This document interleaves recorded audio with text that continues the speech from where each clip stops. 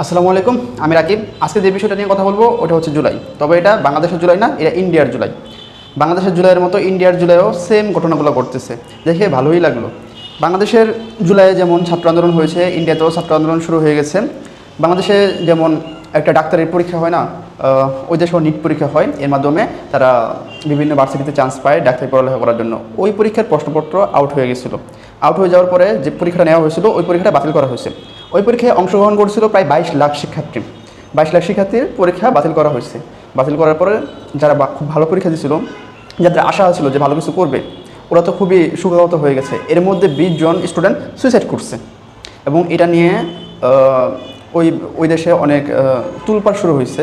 আর এই যে পরীক্ষার প্রশ্ন আউট হওয়া, এটা ভারতে বিগত 10 থেকে 12 বছর ধরে চলতেছে। প্রতি বছর কোনো না কোনো বড় পরীক্ষার আইপিএস বা জেআইটি বা নিট কোনো না কোনো পরীক্ষার প্রশ্ন আউট হইতেছে। তার এবছরও ওইরকম আউট হয়েছে। এখন সবচেয়ে ভালো লাগলো যে বাংলাদেশেও আন্দোলনটা হয়েছে শিক্ষার্থীদের নিয়ে, ওই দেশেও শিক্ষার্থীদের নিয়ে আন্দোলনটা হয়েছে। মিল এর অনেক আছে, কিছু অমিল আছে। অমিলগুলো একটু তুলে ধরবো এবং শোনা জিনিসটা আপনারা অনেক জিনিসটা বুঝতে পারবেন। যেমন ওই দেশে আন্দোলনটা শুরু হয়েছিল মার্চ মাসে শুরু হওয়ার পরে কিছুদিন আন্দোলন চলছে, ওইরকম বড় স্কেলে না ছোটো স্কেলে আন্দোলন চলছে। তারপর আন্দোলনটা মোটামুটি অফ ছিল। তারপর জুলাই মাসে হঠাৎ করে আন্দোলনটা আবার শুরু হয়েছে। এখন আমার যেটা মনে হয় ওই আন্দোলনটা আরও বেশি বড় হবে, আরও বেশি তাড়াতাড়ি সফল হবে, আরও ভালোভাবে সফল হবে বাংলাদেশের তুলনায়। বাংলাদেশের আন্দোলন তো সফল হয়েছে, আমি যেটা মনে করি, আমার অ্যানালাইসিস যেটা বলে ওই দেশের আন্দোলনটাও সফল হবে। কারণ কি? কারণগুলো আমি বলবো বাংলাদেশের যে আন্দোলনটা শুরু হয়েছিল, কোটা আন্দোলন থেকে। কোটা আন্দোলন চলতে থাকলো। এর 1.5 থেকে 2 মাস পরে বাংলাদেশের মানুষ বুঝতে পারলো যে আন্দোলনটা বড় হতেছে। এর আগে সবাই হাসাহাসি করতো, ইভেন আমিও হাসাহাসি করতাম, আরে আন্দোলন করার টপিক পাইছে না, এটা নিয়ে আন্দোলন করতেছে, এটা কি আন্দোলন হইতেছে কিনা, এরকম হাসাহাসি করতে করতে আমাদের মাসখানিক চলে গেছে।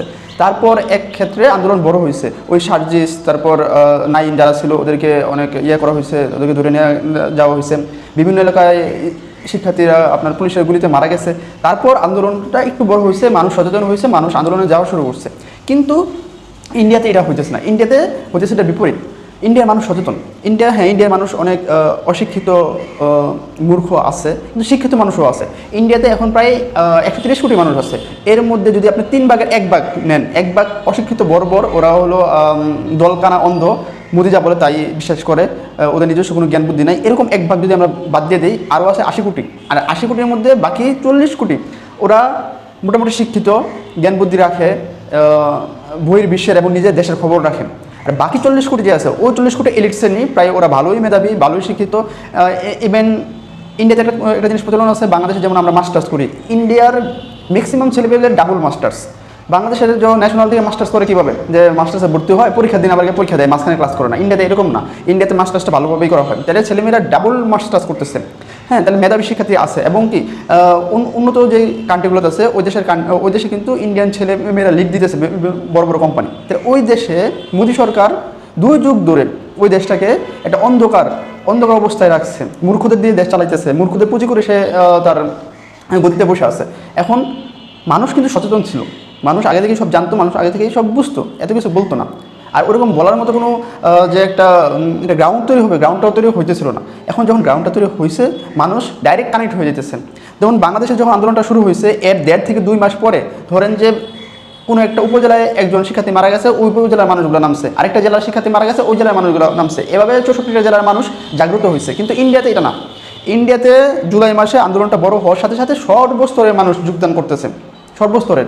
যেমন বাংলাদেশের তো কোনো অভিনয় কর্মী, নাটকের অভিনেতারা কোনো এটা পক্ষে ছিল না, কিন্তু ইন্ডিয়াতে বড় বড় নায়ক নায়িকা সেলিব্রিটি এটার পক্ষে আছে, এমনকি শিক্ষকরা এটার পক্ষে আছে। বাংলাদেশের শেষ দিন পর্যন্ত শিক্ষকরা এটার পক্ষে ছিলই না।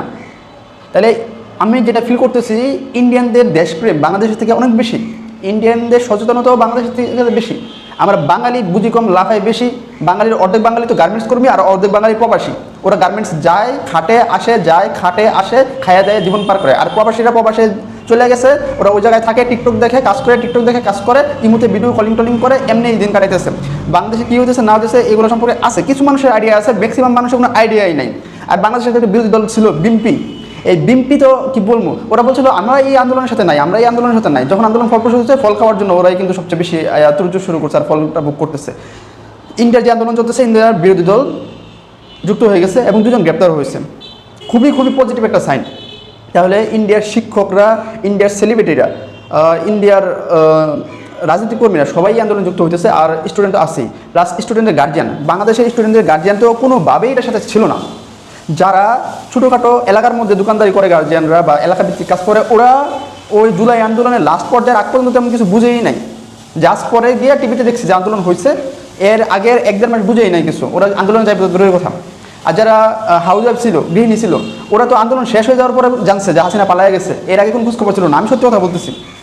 শুধুমাত্র যারা একটু মানে বড় রাস্তাগুলোতে বড় মানে যাতায়াত করতো, দেখতো আন্দোলন হইতেছে, তারা ওই সব গার্জিয়ানরা শুধু আন্দোলনে যোগ দিচ্ছে, ওরা যোগ দিয়ে অনেক কিছু করে ফেলছে। তাহলে ইন্ডিয়াতে এরকম হইতেছে না। ইন্ডিয়াতে যেই মানুষটা ঘরে বসে রয়েছে, সেও এটা সম্পর্কে অবগত, সেও যাইতেছে, তার সন্তানের সাথে যাইতেছে। বাংলাদেশেও গেছে, কিন্তু বাংলাদেশের রেশিওটা খুবই কম ছিল, ইন্ডিয়াতে রেশিওটা খুব বেশি।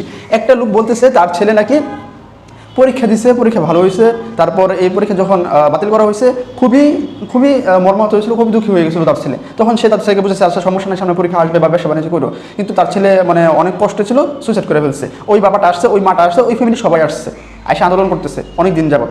আরেকটা কী হয়েছে, আরেকটা ছেলে গোল্ড মেডেলিস্ট। গোল্ড মেডেলিস্ট কারা? যারা ভার্সিটিতে এরকম ভালো রেজাল্ট করে, যে রেজাল্ট আগে কেউ করে নাই, ওইরকম স্টুডেন্টকে গোল্ড মেডেল দেওয়া হয়। ওই গোল্ড মেডেলিস্ট ছেলেটা ভার্সিটি থেকে বের হওয়ার পর 50টা জায়গায় সে ইন্টারভিউ বাইবা দিচ্ছে চাকরির জন্য, কোনো জায়গায় তার চাকরি হয়নি, তারপর সে সুইসাইড করছে। এবং ওর বাবা, ওর মা, ওর চাচা চাচি, মানে আত্মীয়স্বজন সবাই আসছে আন্দোলনে।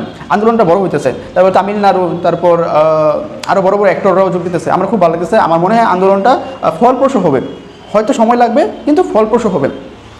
তারপর কি হলো, অনেকে বলতেছে যে মোদী সরকার এটা গুছাই ফেলতে পারবে, মোদী সরকার গুছাই ফেলতে পারবে। আমি দেখি না গুছাই ফেলতে পারবে। আমি বাংলাদেশ আন্দোলনে আমি ছিলাম, প্রত্যক্ষভাবে ছিলাম, আমি রেগুলারই গেছি।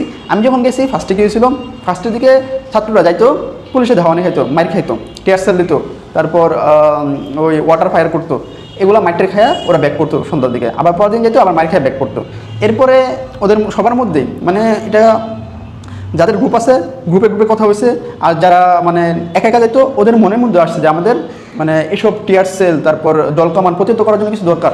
তারপর তারা মনে করেন যে প্রতিরক্ষা কবচ নিয়ে যেত, শেল নিয়ে যেত, হ্যাঁ, যার যেটা আছে, লাঠি, স্ট্যাম্প, তারপর ব্যাট, তারপর অনেকে দেখুন সেন্দি নিয়ে যেতেছে, তারপর বেলুন নিয়ে যেতেছে মেয়েরা, হ্যাঁ, এগুলো নিয়ে যেত যেত ওদেরকে মারলে প্রতিহত করা যেতে পারে। এরপরে যখন ছোটো ছোটো জিনিস নিয়ে যাওয়া শুরু করলো, এর 2-3 দিন পর আরও বড় জিনিস নিয়ে যাওয়া শুরু করলো, আরও সাহস বাড়লো। ইন্ডিয়াতে সেম ঘটনাটা ঘটতেছে। গত 2 দিন স্টুডেন্টরা অনেক মার খেয়েছে, পুলিশরা মারছে এবং ভাড়াটে গুন্ডারা মারছে।